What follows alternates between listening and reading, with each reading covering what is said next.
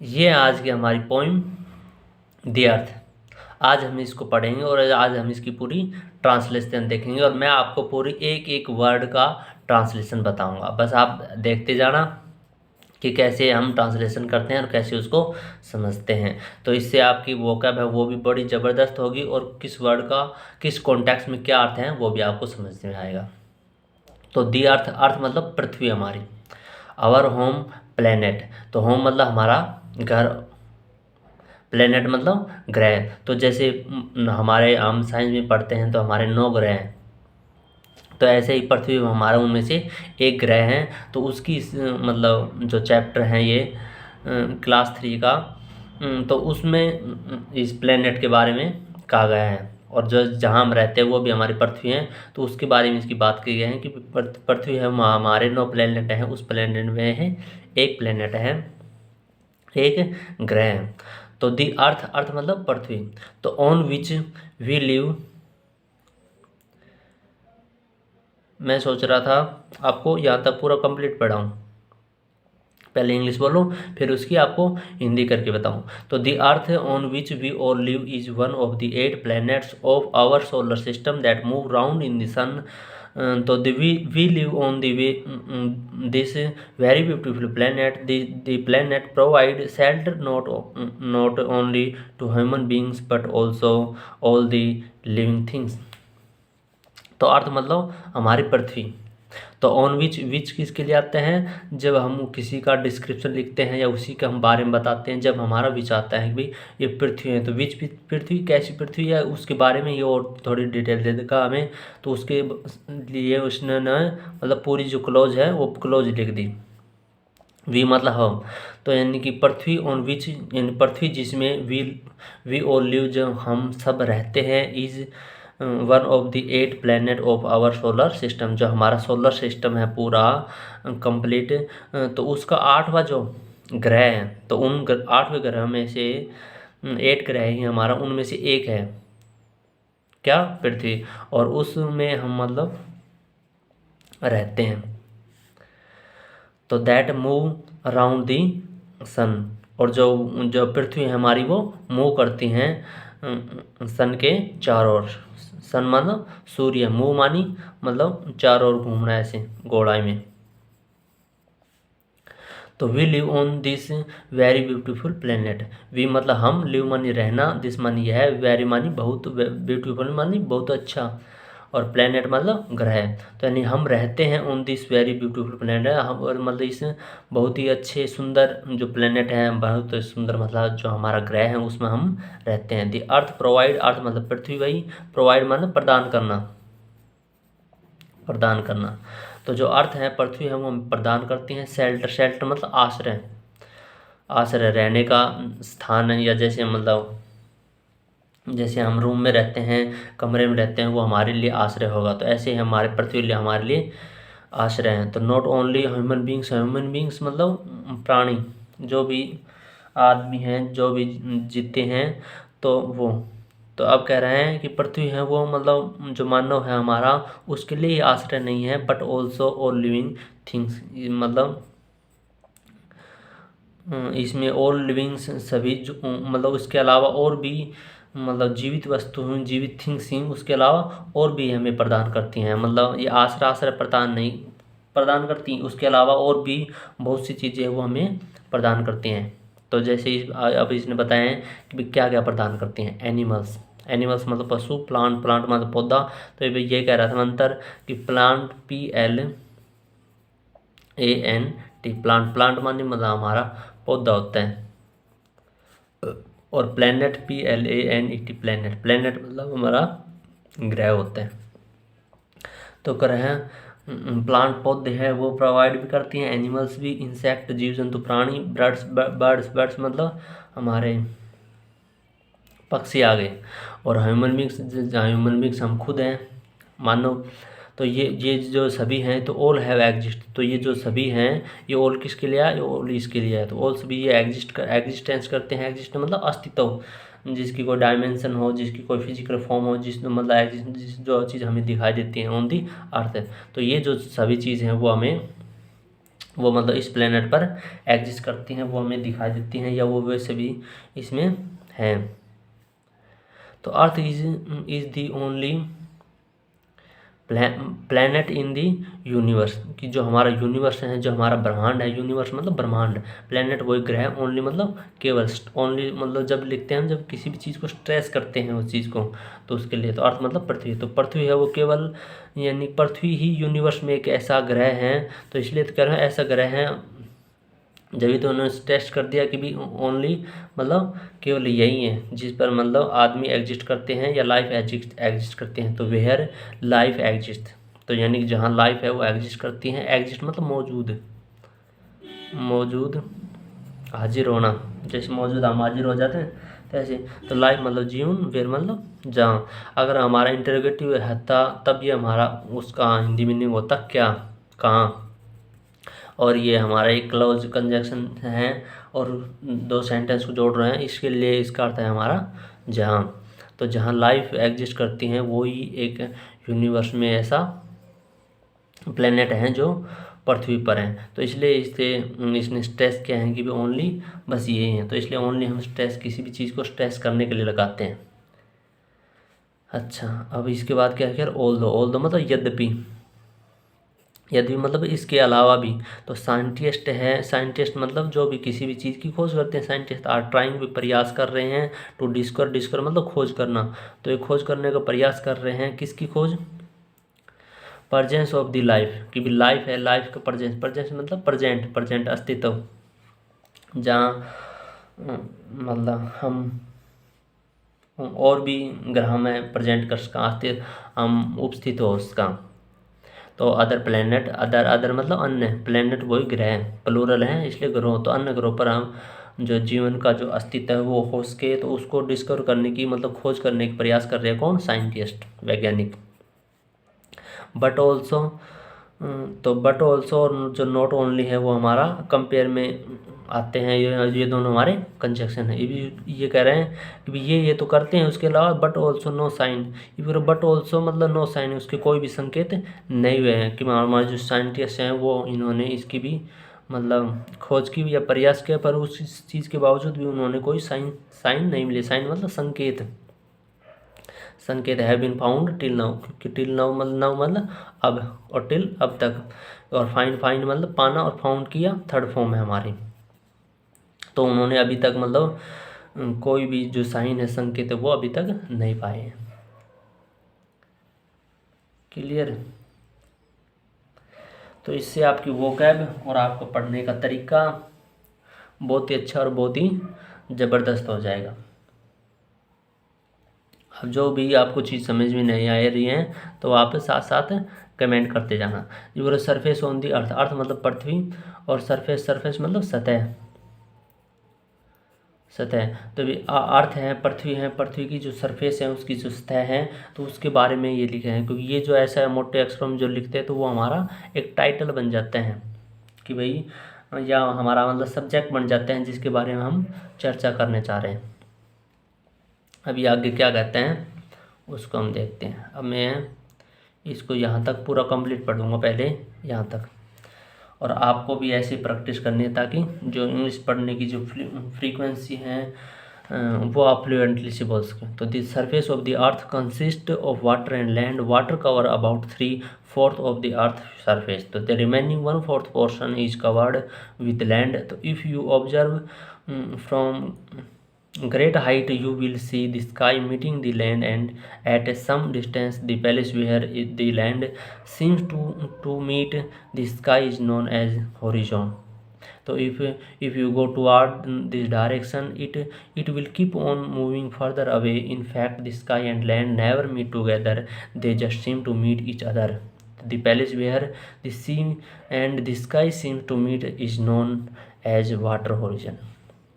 ठीक है, अब हम इसको पढ़ते हैं, अब हम इसको समझते हैं कि सरफेस हमारा मतलब सतह, ऑन दी अर्थ, अर्थ मतलब पृथ्वी, और काल ऑफ लगा दिया है तो मतलब ये हमारा टोटल, ये उसका पार्ट, और ये दोनों एक मिलकर हमारा सब्जेक्ट बनकर पूरा पार्ट। तो पृथ्वी है, पृथ्वी की जो सतह है तो वो कंसिस्ट करती हैं, कंसिस्ट मतलब शामिल होना, किससे मिलकर बनी हुई है, वाटर और लैंड, लैंड मतलब भूमि और वाटर मतलब पानी। तो और ये तो हमारे एक ही नाउन है तो इसे इन्होंने एंड से कंबाइन कर दिया। तो जो वाटर है और जो हमारी भूमि है उससे मिलकर बनती हैं क्या, पृथ्वी, पृथ्वी की सतह, क्योंकि ये भी इसी से जुड़ा हुआ है। वाटर है, वाटर मतलब पानी, कवर, कवर मानी किसी चीज़ को कवर करना, ढकना, जैसे हम अपने पैरों को चादर से कवर कर लेते हैं, ढक लेते हैं, तो ऐसे ही। अबाउट 3/4, तो 3/4 मतलब 3/4 या 3/4 किसका, ऑफ अर्थ, पृथ्वी का। और फिर ये पृथ्वी का अपोस्ट्रोफी, अपोस्ट्रोफी का मतलब ये ऑफ होता है, या फिर इसको हम कह देते हैं हिंदी में कान, या इसको अभी ऐसे बोल सकते हो सरफेस ऑफ अर्थ। तो सरफेस ऑफ अर्थ, ये सरफेस ऑफ अर्थ सेम हमारा ये यहाँ अपोस्ट्रोफी के साथ हमने ऐसे लिख दिया। तो जो पृथ्वी की जो सरफेस है उसका जो 3/4 है तो वो कवर करता है क्या, पानी। तो ये वो रिमेनिंग, रिमेनिंग मतलब शेष, को रिमेन हमारी वर्ब है उसमें आईएनजी जोड़ के हमने क्या बना दिया, नाउन बना दिया।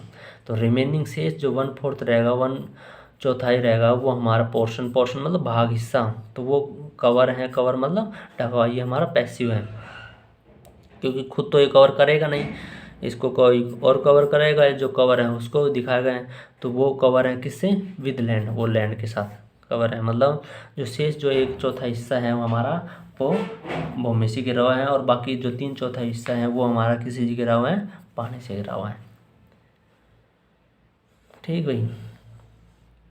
अब हम अगर इफ़ हम हमारी मतलब कंडीशन सेंटेंस में यूज़ करते हैं कि जब भी हम इमेजिन करते हैं या जो भी हम गैस करते हैं, अनुमान कर लगाते हैं, तो इफ़ यू ऑब्जर्व, ऑब्जर्व मतलब किसी भी चीज़ को ध्यान से देखना, ऑब्जर्व करना, जो मतलब आप या तुम, तो फॉर ग्रेट हाइट, हाइट मतलब ऊंचाई, ग्रेट मतलब महान या ज़्यादा, बड़ी, जैसे ज़्यादा ऊंचाई। तब क्या करें, ये अगर आप, तो इसलिए करो अगर आप, मतलब ये कंडीशन है, आपने अभी इमेजिन नहीं किया है या आपने जो एक्शन हुआ अभी नहीं हुआ है, बट कह रहे हैं इफ़ के साथ हम ऐसा गैस कर रहे हैं कि भी ऐसा भी अगर हो तो आप ये ऐसी भी हो सकता है, या जैसे आप ये करो तो ऐसा हमारा दूसरा रिजल्ट आ सकता है। तो अगर आप ऑब्जर्व करो यानी कि ऊंचाई पर जाकर, तो यू विल सी माने देखना, तो आप देख पाएंगे क्या, स्काई, आकाश को, तो meeting the land of some distance, distance मतलब दूरी, सम मतलब कुछ, तो जो कुछ दूरी है किसकी, लैंड, भूमि, भूमि की जो कुछ दूरी है वो मीटिंग मिलती हुई दिखाई देगी, नज़र आएगी। तो मैं कह रहा था क्योंकि अभी नज़र आई नहीं है, ये ऐसा बस ऐसा अनुमान लगा रहा है, गैस लगा रहा है उसके लिए, वे ऐसा अगर आप करो तो ये चीज़ दिखाई देगी। अब पैलेस, पैलेस मतलब स्थान, तो वेयर इज लैंड, क्योंकि जो लैंड है या पैलेस, लैंड एक ऐसा स्थान है जहाँ सीम टू मीट स्काई, आकाश है वो मिलता हुआ शामिल होता है, लगता है, सीम मतलब कोई भी चीज़ प्रतीत होना या ऐसे लगना कि भाई वो चीज़ मतलब नॉट एग्जैक्टली वो है ऐसे हमें, बट हमें वो लगती हैं। तो क्योंकि जो मतलब आकाश से है वो मिलता हुआ लगता है, इज़ नोन एज होरिजन, तो वो नोन है या वो जाना जाता है किस नाम से, एज होरिजन, होरिजन के नाम से हम उसे जानते हैं। तो फिर यही उसने इफ़ कंडीशन के साथ दे दिया कि मतलब फिर आप इमेजिन करो या फिर आप ऐसा देखो तो फिर इसका रिजल्ट आ जाएगा। तो इफ़ यू गो मतलब जाना, टुवार्ड मतलब किसी चीज़ की ओर, दिस डायरेक्शन, डायरेक्शन मतलब दिशा, तो अब किसी भी डायरेक्शन में जाओ या इस डायरेक्शन में जाओ, तो अगर आप इस डायरेक्शन में जाओगे तो इट विल कीप मतलब रखना, on the moving further away, तो मूव मतलब आगे को जाना। तो अगर आप मतलब इस डायरेक्शन में जाओगे तो ये मतलब ये जो दिशा है या जो मिलता हुआ जो हमारा क्या, आकाश और जो पृथ्वी मिलती हुई दिखाई दे रही है, तो ये फर्दर और ये और ये आगे आगे बढ़ती चली जाएगी, फर्दर अवे मतलब और आगे की ओर, कि भाई जैसे गो अहेड, तो जब पेट्रोल पंप गो अहेड, तो ऐसे ही फर्दर अवे मतलब और दूर। तो इनफैक्ट मतलब असल में, तो द स्काई, जो स्काई है एंड द लैंड, तो ये नाउन हमारा दो हैं, दोनों ने हमें जोड़ दिया तो ये हमारा कंपाउंड नाउन बन गया। तो आकाश और जो पृथ्वी है वो नेवर मीट टूगेदर मतलब एक साथ, तो मीट मतलब मिलना, तो वे एक साथ कभी भी नहीं मिलते हैं। तो नेवर है जो हमारा ये फ्रीक्वेंसी का एडवर्ब है। तो दे जस्ट, दे मानी वे, तो जस्ट सीम तो यानी कि वे ऐसे लगते हैं, टू मीट ईच अदर तो यानी कि ईच अदर मतलब एक दूसरे से, तो ऐसे मतलब मिल रहे हैं, ऐसे वे हमें लगते हैं या देखते हैं। तो पैलेस वेयर द सी, तो जिस सी है जो हमारा सी मतलब समुंदर, समुद्र एक ऐसा स्थान है, पैलेस मतलब स्थान है, समुद्र एक स्थान है, और एंड स्काई, तो ये दोनों हमारे वही नाउन है, और एंड से कंबाइन कर दिए इन्होंने, जो कि कंपाउंड नाउन कहलाते हैं। तो आकाश और जो मतलब समुंदर है वो एक ऐसे स्थान है जहाँ मतलब जो मिलते हैं या मिलते हुए हमें लगते हैं, तो उसको हम किस नाम से जान देते हैं, वाटर ओरिजिन। और जो ये तीसरी क्लास की बुक हैं, अगर वो भी इस बच्चे क्लास इस को मतलब वीडियो को देख रहे हैं, पढ़ रहे हैं, तो वो भी अपना क्वेश्चन बना सकते हैं, या आप भी ऐसे ही अपने क्वेश्चन बना सकते हैं। आपकी जो बुक हैं कि भी जो मतलब लैंड है वो जहाँ मिलती हैं आकाश से, तो वो हमें मतलब कैसे दिखाई देते हैं, उसको हम क्या कहते हैं, होरिजन। और जो स्काई और जो सी है समुद्र, वो मिलते हैं तो उसको वो हमें लगते हैं, मिलते हुए लगते हैं, तो उसको हम क्या कहते हैं, वाटर ओरिजन। तो ऐसे हम अपनी मतलब क्वेश्चन भी बना सकते हैं इसमें। अब हमारा ये लास्ट है, अब हम इसको पढ़ेंगे और पूरे अच्छे से हम इसको समझेंगे। अब कह रहे हैं the atmosphere of the earth, earth मतलब वही पृथ्वी, एटमोसफियर मतलब एक वातावरण, एक माहौल। तो यही वही हमारा सेम ये टाइटल है, जो हम बड़ी बड़ी हेडिंग में लिख देते हैं, या जो इसका जो अक्षर हैं वो सभी अक्षर हमारे इसके बड़े बड़े होते हैं। अब मैं इसको फिर पूरा इसको कंप्लीट पढ़ रहा हूँ, और आप भी मेरे गैल गैल इसको देखना कि मैंने क्या वर्ड, क्या प्रोनाउंस क्या है, और किस वर्ड को किसके अकॉर्डिंग मतलब उसकी मीनिंग बताई है, या क्या मैंने यूज किए हैं। तो there is air around the earth, this blanket of air is known as the atmosphere. तो this air is a mixture of various gas, the air gets thinner as we move up, all the living beings require air to live, the presence of air and water is the main feature of cause life on the earth. तो शायद इन्होंने जो red जो word हैं ये highlight किए हैं, ये इसलिए किए हैं कि भी इनका जो मतलब अर्थ बच्चे को पूरी तरह से समझाते हैं कि भी ये थोड़े शायद हार्ड वर्ड होंगे। जो तो एटमोसफियर मतलब हमारा वातावरण, एक माहौल, इन्वायरमेंट, एयर हवा, और वाटर हमारा पानी। तो अब क्या कहते हैं ये, तो there is air around the earth, earth मतलब पृथ्वी, एयर मतलब हवा, जो जो एयर है, हवा है, वो पृथ्वी के आसपास है, अराउंड है, चारों ओर है। तो दिस ब्लैंकेट जो ये है ऑफ एयर, एयर का जो हवा का जो ब्लैंकेट है, ब्लैंकेट मतलब कवर ही, या ब्लैंकेट तो हम वैसे कंबल को बोलते हैं, तो कवर हो जाएगा हमारा, क्योंकि जैसे ये हमारी पृथ्वी है और उस पर मतलब आकाश का जो जो हवासी हैं, तो या जो धुंध सी हमें दिखाई देती हैं, कोहरा, तो वो हमारा ब्लैंकेट होगा। तो ये भी कह रहे हैं कि जो हवा का जो ब्लैंकेट है, तो वो नॉन मतलब जाना जाता है, हम जानते हैं उसकी इसके नाम से एटमॉस्फेयर। तो इन्होंने जो एटमॉस्फेयर का यूज किया है, तो वो किसके लिए, कि जो जो एयर है, हवा का जो हमारा ब्लैंकेट है, जो ढकाव रहता है होता है, तो ऐसे दिखाई देते हैं, तो उसको इन्होंने एटमॉस्फेयर कहा है। अगर है this air is mixture of various gas, तो एयर मतलब हवा, मिक्सचर मतलब मिक्स, मिली हुई एक साथ कई, और गैस मतलब गैस, जो हम अलग अलग गैस, जैसे एयर भी हमारी गैस होगी, या फिर जो हम गैस भराते हैं गैस चूल्हे में, कार्बन डाइऑक्साइड या ऑक्सीजन, ये भी कई गैसें हैं। तो इसलिए कह रहे हैं कि जो एयर है उसमें विभिन्न गैस है वो मिक्सर होती है, शामिल होती हैं। तो एयर है वो gets thinner as we move up, तो यानी कि जो एयर है वो बहुत ही पतली होती है, पतली मतलब हल्की, उसका मतलब इतना वजन नहीं होता है, तो इसी वजह से एज वी मूव अप तो वो ऊपर की ओर उड़ जाती हैं। और लिविंग बींग्स, तो लिविंग बींग्स मतलब ह्यूमन को कहा है, या ह्यूमन मतलब जो भी प्राणी जीव जंतु जीते हैं इस इन्वायरमेंट में, अर्थ में पड़ते हैं। तो ऑल लिविंग बींग्स, तो उनको रिक्वायर होती हैं किसकी, एयर टू लिव, जीने के लिए उनको हवा की आवश्यकता होती है। लिव मतलब जीना।